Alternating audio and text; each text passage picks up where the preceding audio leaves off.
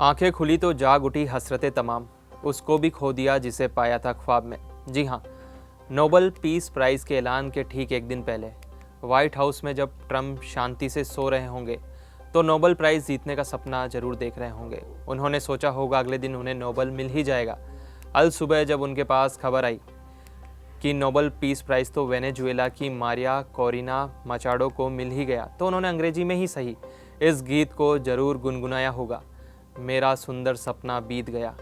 Oslo की ठंडी हवा में नोबेल शांति पुरस्कार की घोषणा हुई और दुनिया की नज़रें वेनेजुएला की उस आयरन लेडी पर टिक गई जिन्होंने तानाशाह निकोलस मादुरो के खिलाफ जंग लड़ते हुए इतिहास रच दिया।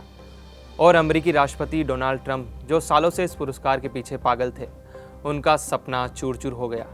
ट्रंप साहब तो सोच रहे थे कि इजराइल हमास सीज़फायर का क्रेडिट उन्हें मिलेगा और नोबेल उनका होगा, लेकिन मारिया ने न सिर्फ पुरस्कार छीन लिया बल्कि उसे ट्रंप को समर्पित भी कर दिया।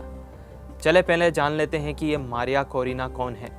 1967 में पैदा हुई मारिया एक इंजीनियर, बिजनेसमैन और अब वेनेजुएला की सबसे बड़ी विपक्षी नेता हैं। उन्हें आयरन लेडी इसलिए कहा जाता है क्योंकि वह मार्गरेटा थैचर की तरह अडिग है, ना तो डरती है ना झुकती है।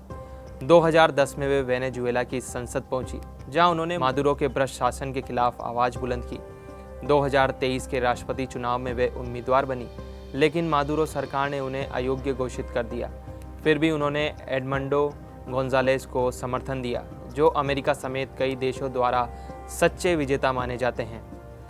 गिरफ्तारी के डर से मारिया सीक्रेट स्थान पर रह रही हैं, लेकिन उनकी रैलियां लाखों लोगों को सड़कों पर उतार देती हैं।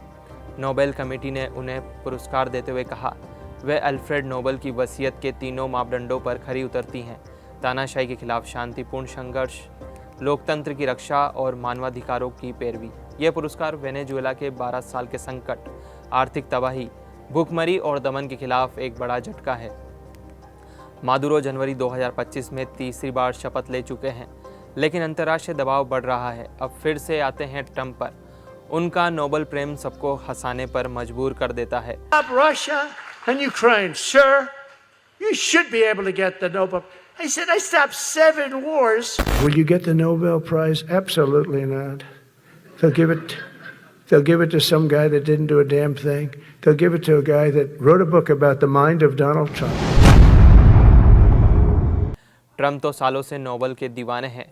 अब्राहम समझौते से लेकर हाल के इजराइल हमास सीज फायर तक वे हर मौके पर चिल्लाते हैं, मैंने 8 युद्ध खत्म किए, नोबेल मेरा हक है। सितंबर में यूएन में भाषण देते हुए बोले, वे नोबेल किसी ऐसे को देंगे जिसने कुछ नहीं किया।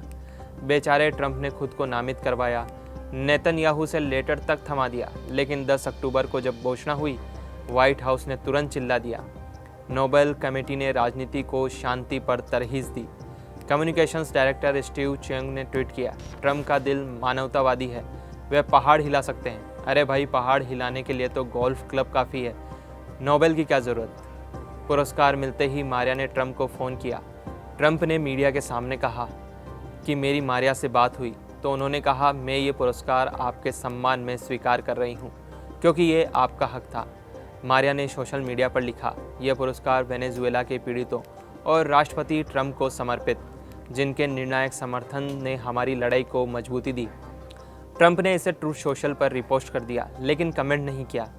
वेनेजुएला का संकट अभी बरकरार है, मादुरो की सत्ता पर सवाल है, लाखों शरणार्थी भाग चुके हैं।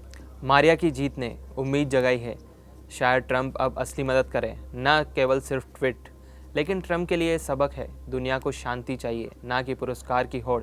वेनेजुएला की आयरन लेडी ने साबित कर दिया, सच्ची शांति तानाशाहों के खिलाफ खड़ी होने से आती है, ना कि व्हाइट हाउस के ट्वीट से।